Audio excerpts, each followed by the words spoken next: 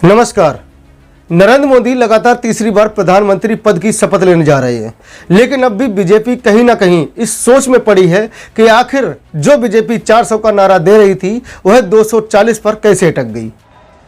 देश ने घोषणा कर दी है, अब की बार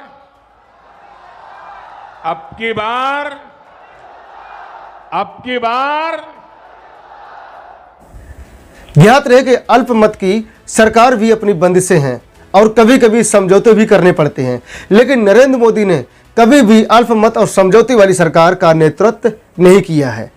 जब वह गुजरात में थे तब भी नहीं और जब वह दिल्ली आए तब भी नहीं। चुनाव नतीजे को गौर से देखने पर यह समझ आता है कि बीजेपी को दो राज्यों में सबसे बड़ा नुकसान हुआ है। पहला राज्य है उत्तर प्रदेश और दूसरा राज्य है महाराष्ट्र। दोनों राज्यों को मिलाकर कुल 128 लोकसभा की सीटें हैं। 2024 के लोकसभा चुनाव में बीजेपी को इन दोनों ही राज्यों में सबसे बड़ा नुकसान हुआ है। आखिर जो बीजेपी और उसके गठबंधन 2019 में महाराष्ट्र की 48 में से 42 और यूपी की 80 में से 64 जीत लेता है, तो बीजेपी गठबंधन दोनों राज्यों की कुल 128 सीटों में 53 पर ही कैसे अटक गई।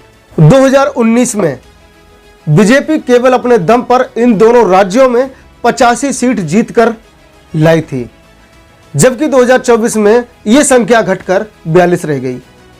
यानी कि इन दोनों ही राज्यों में बीजेपी को आधे से ज्यादा सीटों का नुकसान हो गया है। यहां सवाल उठता है कि जिन दो राज्यों में बीजेपी का परचम लहराया करता था, आखिर वहां कौन खेल कर गया, या फिर कुछ ऐसा हुआ जिसके जिम्मेदार खुद बीजेपी या केंद्रीय नेतृत्व और दिल्ली में बैठे बड़े नेता हैं। इस पूरी कहानी के जड़ में जाने के लिए आपको इन दोनों ही राज्यों के जातीय समीकरण पर जाना पड़ेगा। महाराष्ट्र में अनुसूचित जाति और अनुसूचित जनजाति मिलाकर कुल 20% आबादी है। इसके अलावा महाराष्ट्र में करीब 2% मुस्लिम पॉपुलेशन भी है।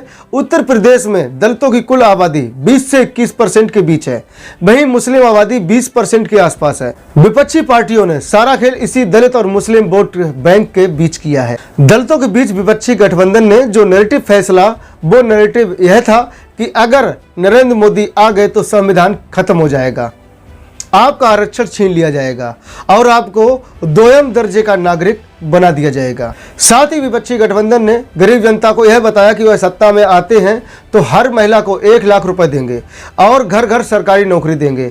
यानी कि महाराष्ट्र से लेकर उत्तर प्रदेश तक दलित और मुसलमान के बीच कांग्रेस गठबंधन ने एक तरह का डर का माहौल फैला दिया है कि बीजेपी आती है तो उनके सारे अधिकार छीन लिए जाएंगे।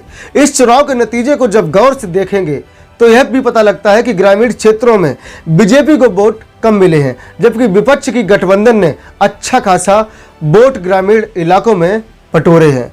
तो आखिर इसका कारण क्या है? सच यह है कि ग्रामीण इलाकों में या निचले तबके तक जाने के लिए भाजपा के पास आज भी कार्यकर्ताओं का अभाव है। ग्रामीण इलाकों में गरीबों के बीच, बहुत अंदरूनी इलाकों में आज भी बीजेपी आरएसएस यानी कि संघ के भरोसे है। महाराष्ट्र और उत्तर प्रदेश जैसे राज्यों के सुदूर इलाकों में इस बार संघ के कार्यकर्ता जो चुनाव के समय घरों से निकलकर बीजेपी के लिए नैरेटिव बनते थे, वह कार्यकर्ता इस बार वह काम बीजेपी के लिए नहीं करते नजर आए। बता दें कि इन दोनों ही राज्यों में पिछले चुनाव में संघ का भरपूर सहयोग मिला था।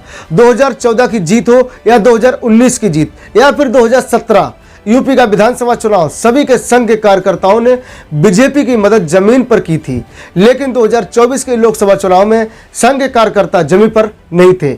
इसकी वजह से कांग्रेस नैरेटिव बनाने में सफल रही और इससे बीजेपी को भारी नुकसान हो गया। बाकी आप इस खबर से क्या समझते हैं वो कमेंट में जरूर बताएं। आज के लिए इतना ही। जय हिंद, जय भारत।